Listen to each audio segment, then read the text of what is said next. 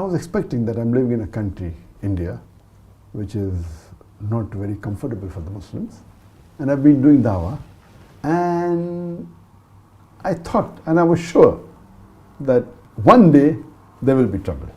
That was the reason that we had taken whatever precautions we could. And recently, 3 years back, there's a new government that came to power, and we know we have a new Prime Minister, Narendra Modi.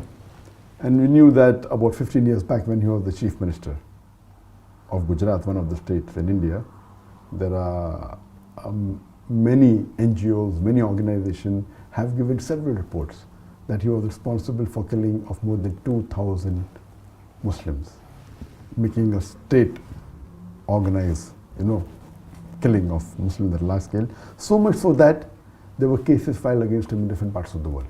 He was not given entry to USA, to UK, and he was not allowed to enter many countries of the world for several decades. About 3 years back, when there was election, he won the election and became the Prime Minister. Now, when he became the Prime Minister, all these sanctions were removed. So this is democracy. Irrespective who you are, if you are elected, to build relationship, they can put anything down. And he traveled to many countries, including Muslim countries, to build relationship in the first couple of years of his tenure. And it is known that the party that he belongs to is against the Muslims. And we're expecting this to happen. And he was waiting to get some excuse to stop my activities. Last Ramadan, on the 27th of Ramadan last year, yes, that the 1st of July, there was a terrorist attack that took place in Dhaka. Sorry. And 6 terrorists, they killed about 20 foreigners in the neighboring country. And one terrorist happened to be my fan on the Facebook. So there was a small article that came in the Bangladeshi newspaper that one of the terrorists is a fan of Dr. Zakir Naik. And such how many fans do you have on Facebook? On the Facebook, alhamdulillah, now there are about 16.6 million fans, out of which so he is one out of 16.6 million, 4.5 million are from Bangladesh. Okay. So he's one of the 16.6 million who liked me. And this news had come several times before.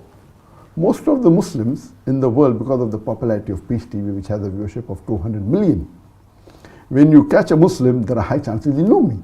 So even the terrorist attack that took place, whether in Glasgow or New York or Australia, when they catch a Muslim, he's been seeing my videos.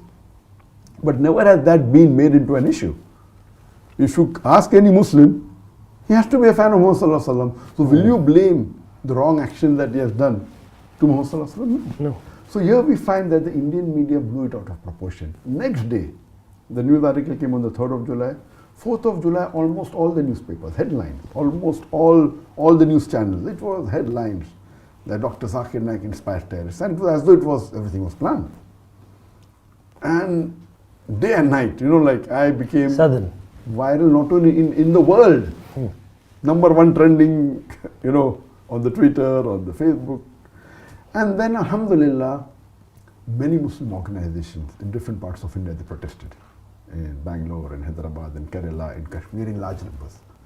And one thing good, mashallah, that the Muslims who even differed with me, the difference of opinion and views, even they stood up, saying we disagree that Dr. Zakir is not a terrorist.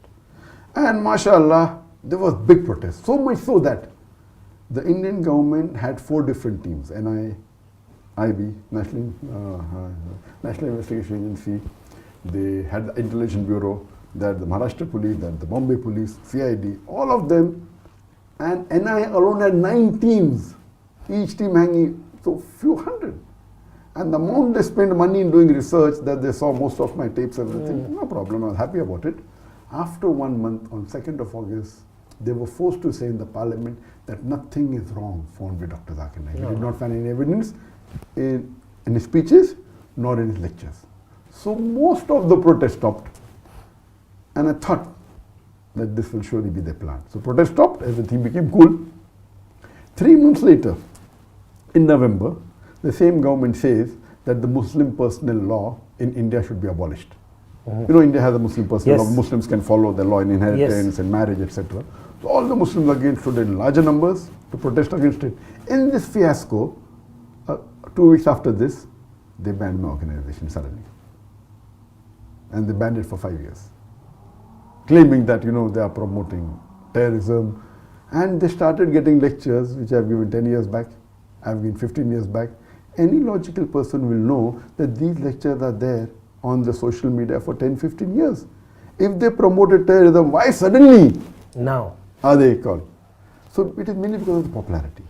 And it is shocking that the Indian government many a times before has called me to give lecture on religion in the National Academy in Hyderabad. National Academy of Hyderabad is the largest institute for training police. It is the most prestigious institute. Imagine I have been called not once, twice, and sometimes when I did not go, they pressurized me. Allah. They used influence. I'm saying, busy, no, you have to go. So twice I've addressed them, to IPS officers, to the top ranking police. So do you mean to say they've called a terrorist? Not that they found a lecture which I gave just 6 months back or 1 year back. These lectures were given 10 years, 15 years back. They're taking a clipping out of context and trying to prove to the world that I'm promoting terrorism. And as you may be aware, that the World Economic Forum has said that the second most unjust media in the world is the Indian media. Never ever in the history before has anyone who has been so popular, so well known, his life is open in the media like an open book.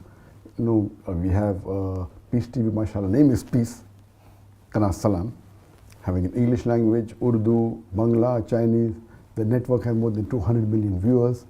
A person who's there on the social media for more than 15 years. I've been giving talks for more than 25 years. And alhamdulillah, I've been awarded, though I don't think so I deserve it, I've been awarded the most prestigious Islamic award in the world. That is the King Faisal Award for the service of Islam, which is equivalent to the Nobel Prize of Peace. It is the highest award.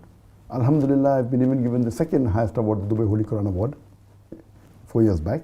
Then the Toko Mahalajri Award, that's from Malaysia, from Sharjah, from Gambia, from many countries. I've been the guest of heads of states of many countries, Muslim countries, non-Muslim countries, giving lectures in more than 40 countries. I've been invited